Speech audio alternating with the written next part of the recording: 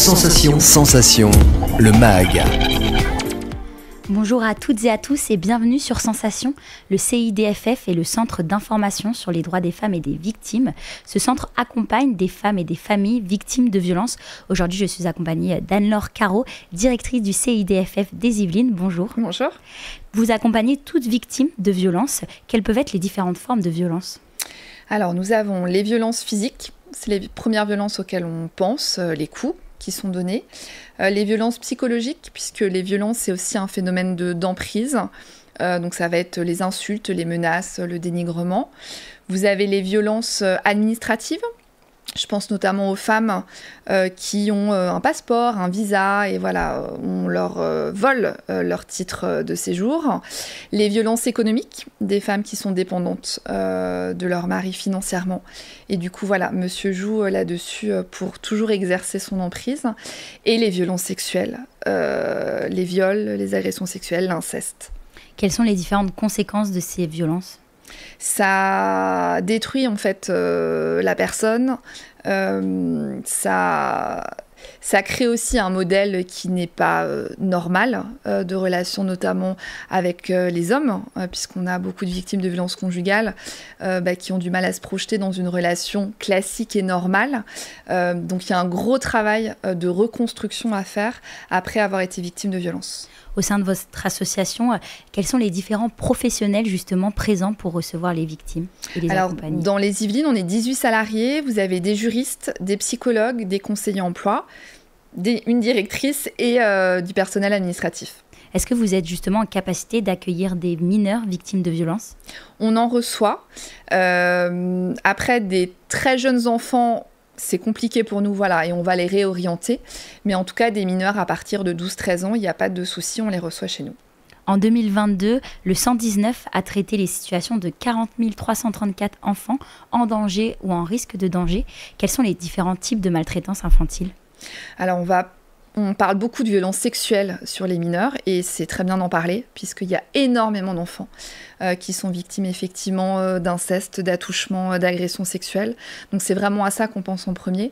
Après, il y a la maltraitance, les coups qui sont donnés aux enfants. Ça peut aussi être de la négligence des parents qui ne s'occupent pas de leur enfant et des enfants qui se débrouillent un peu tout seuls. Quelles sont les conséquences justement aussi de ces violences sur ces enfants dans leur quotidien ? Et ça détruit l'enfant, ça détruit ses modèles, ses représentations. Et donc là aussi, il faut, dès le plus jeune âge, pouvoir intervenir, les accompagner. Et puis éviter aussi, plus tard, qu'ils reproduisent. Puisque s'ils ont connu qu'un schéma de violence, c'est compliqué, une fois adultes, de comprendre que ce n'est pas le schéma normal de relation.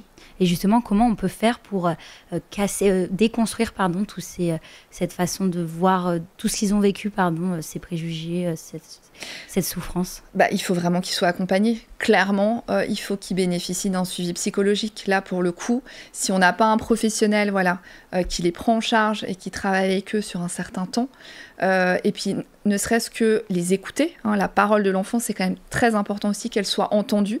Ce qui n'est pas toujours le cas malheureusement. Donc du coup, voilà, c'est vraiment les prendre en charge tout de suite et les accompagner. Vous intervenez également auprès d'enfants dès le plus jeune âge pour les sensibiliser à l'égalité entre les femmes et les hommes dans les établissements scolaires. Pourquoi cette prévention peut être une clé pour prévenir des inégalités ? Les violences, c'est quand même basé sur un rapport inégalitaire, un rapport de domination. Donc à partir du moment où on travaille la question de l'égalité, c'est aussi une façon de résoudre le problème des violences. Donc nous, c'est vrai qu'on intervient dès le primaire, pour travailler cette question-là. Alors en adaptant bien sûr à l'âge des enfants, mais c'est important de les faire réfléchir aux stéréotypes, au rôle de chacun et au fait que une fille a les mêmes droits qu'un garçon et que les deux sont à égalité. L'un de vos objectifs, c'est justement de déconstruire les représentations, les normes et les valeurs qui ont pu être intériorisées par les enfants. Bien sûr, on est tous dépendants d'un schéma familial et du coup, effectivement, dans certaines familles, on peut avoir des rôles très stéréotypés. Alors, madame à la cuisine et monsieur travaille, je caricature, mais en fait, on est là-dedans.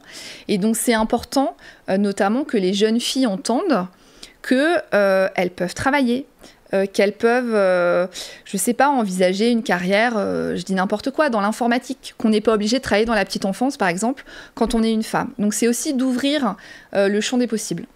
Vous menez également des actions pour éduquer les jeunes afin de prévenir des comportements sexistes et violents. Comment réagissent les enfants lors de ces moments ? C'est plutôt très bien pris, que ça soit les établissements primaires ou en collège aussi où on va beaucoup. Bon, après, on a des outils forcément adaptés et ludiques, mais l'idée, c'est pas d'être dans le côté moralisateur en disant ça c'est bien, ça c'est pas bien. C'est vraiment de pouvoir les faire réfléchir sur des situations concrètes et leur montrer aussi les répercussions, je pense notamment en termes de harcèlement par exemple, dont on parle beaucoup, aux conséquences et aux répercussions pour la personne qui est victime de cet agissement-là. Et par exemple, quelles sont les activités que vous leur proposez de faire ? Alors après, on a des... Alors ça peut être un ciné-débat, on fait des quiz aussi pour tester un peu leurs connaissances. Et puis après, vraiment, l'idée, c'est de provoquer le débat, que chacun puisse s'exprimer, et puis qu'on arrive à faire passer, en tout cas, certaines idées. Quel bilan vous pouvez faire de toutes ces actions que vous menez ? Très positive. On se rend compte qu'il y a un vrai besoin de travailler sur ces questions-là. Peu importe le lieu où on intervient, on a très souvent au moins un jeune ou deux, alors soit qui vit une situation de violence, c'est pas dit clairement, mais on se doute qu'il y a une problématique.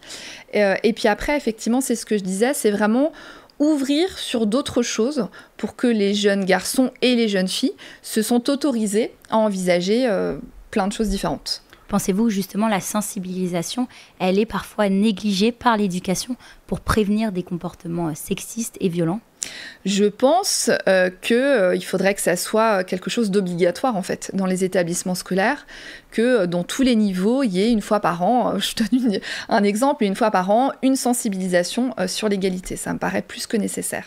Les femmes sont par exemple souvent les oubliées de l'histoire, dans les livres scolaires par exemple. C'est pour cela aussi que vous mettez un point d'honneur à promouvoir l'histoire des droits des femmes auprès des scolaires.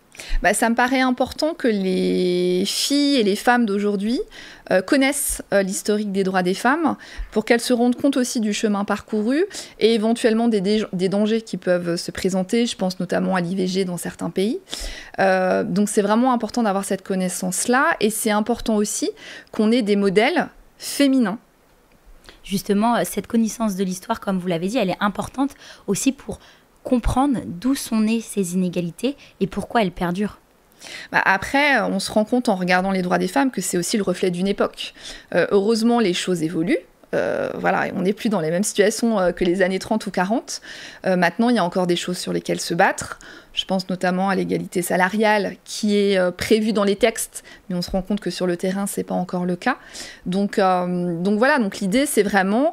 mon objectif ultime, ça serait une société égalitaire où la question ne se pose même plus. Mais malheureusement, il y a encore des sujets sur lesquels discuter aujourd'hui. Pensez-vous qu'il faudrait par exemple former plus de professionnels aux inégalités de genre ? J'en suis persuadée, notamment tous les professionnels qui interviennent avec des enfants ou des jeunes. C'est pareil, c'est un vecteur d'information. Si l'animateur, par exemple, a une vision très stéréotypée, il va forcément transmettre ça aux jeunes qui l'accompagnent. Donc oui, la formation des professionnels, elle est indispensable. Et comment justement on peut réussir à former énormément de professionnels ?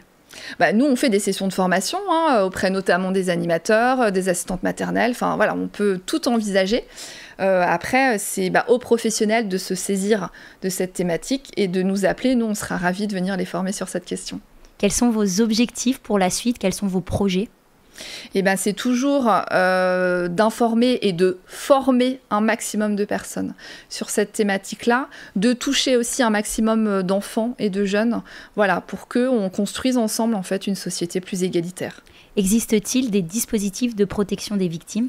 Alors, il y a 2 dispositifs sur les Yvelines qui sont portés par le CIDFF. Le TGD, le téléphone grave danger, qui est un téléphone portable classique sur lequel vous avez un bouton d'alerte que la victime peut déclencher. Et le BAR, le bracelet anti-rapprochement, qui est un dispositif qui concerne et l'auteur et la victime. L'auteur, c'est un bracelet, comme on l'imagine, électronique. Et la victime, elle a une sorte de boîtier sur elle. Et ils sont géolocalisés tous les deux. Et il y a un périmètre de sécurité que monsieur ne doit pas franchir. Petit rappel, si vous êtes victime de violences, vous pouvez vous rendre dans un centre CIDFF ou alors appeler le 3919 qui est un numéro d'écoute national gratuit, anonyme et ouvert 7 jours sur 7. Merci Anne-Laure Caro d'avoir été avec nous sur Sensation. Je rappelle que vous êtes directrice du CIDFF des Yvelines et pour plus d'informations, on peut se rendre sur votre site internet cidffdesYvelines.com et pour revoir ou réécouter cette émission, rendez-vous sur notre site internet ou notre application radiosensation.fr.